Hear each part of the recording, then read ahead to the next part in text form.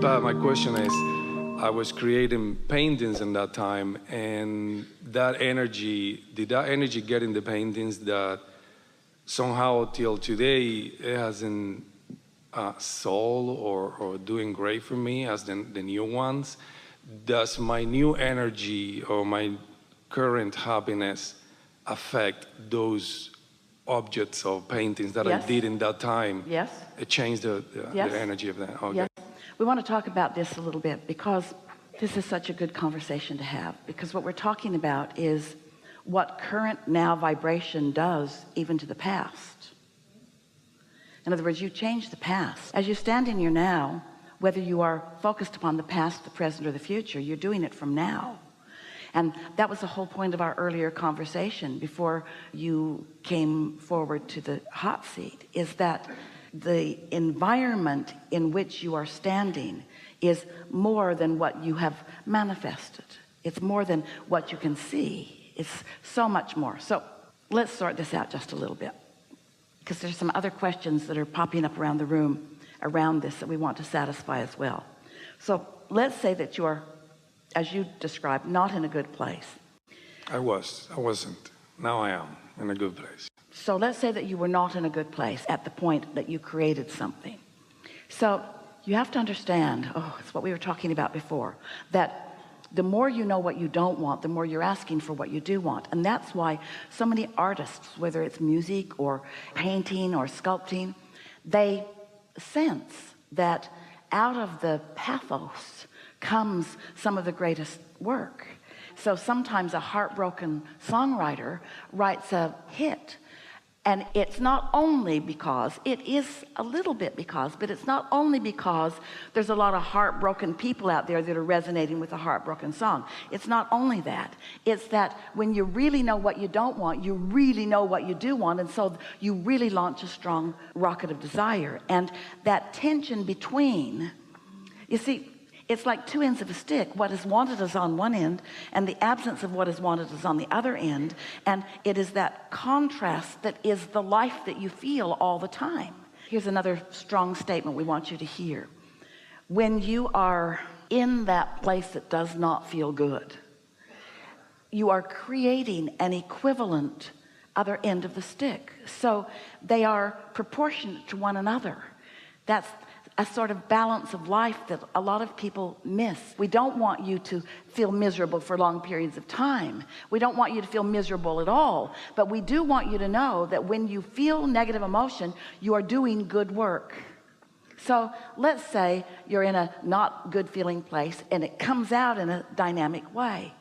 Well, yes, what you put into that painting energetically matters a lot. But the person who is standing in the gallery looking at it, or in the place of purchasing it looking at it, how they're feeling at the time, they can be resonating with the pain that you were feeling, and that's why they want this painting, or they can be resonating with what came from it. You see what we're getting at?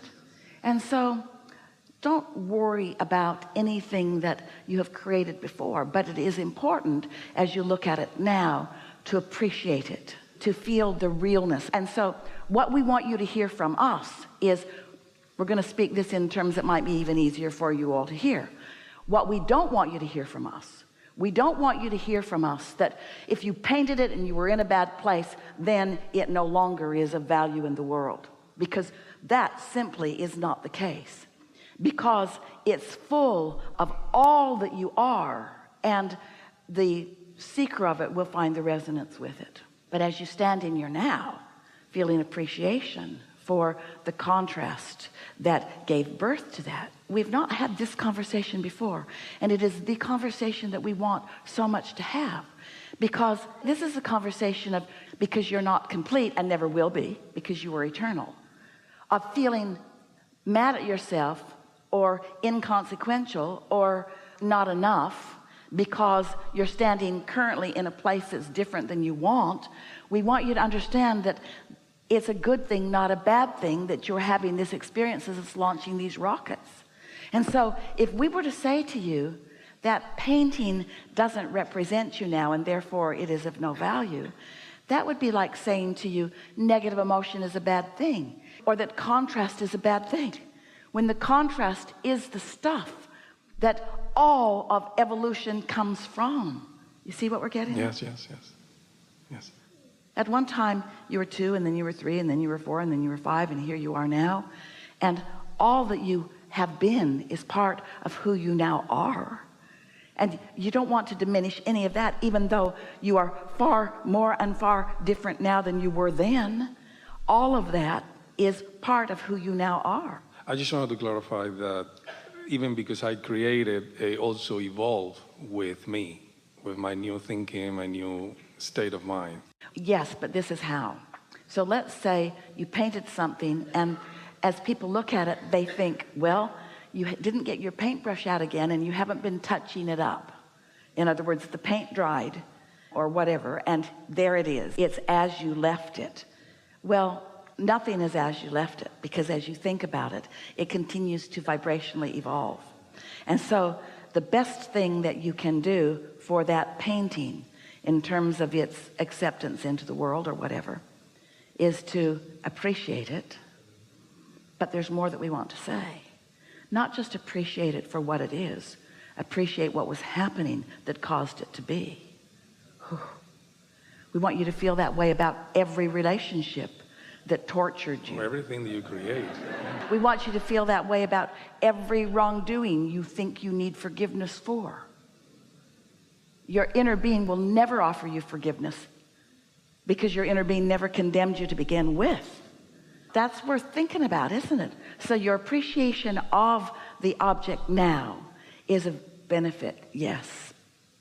Not just because it makes it more findable by others who have an active vibration like it, but because you keep bringing yourself forward, and everything in your experience you can bring forward too. Good enough? I have one more quick thought. Does physical well-being in your body have any correlation to emotional well-being? Yeah. And in that, will emotional well-being or not well-being manifest in ways in your body so far as physical pain? Yes.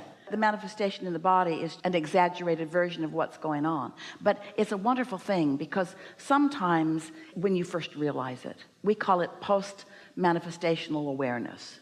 Catching it when it's just emotion is easier because you can shift the emotion.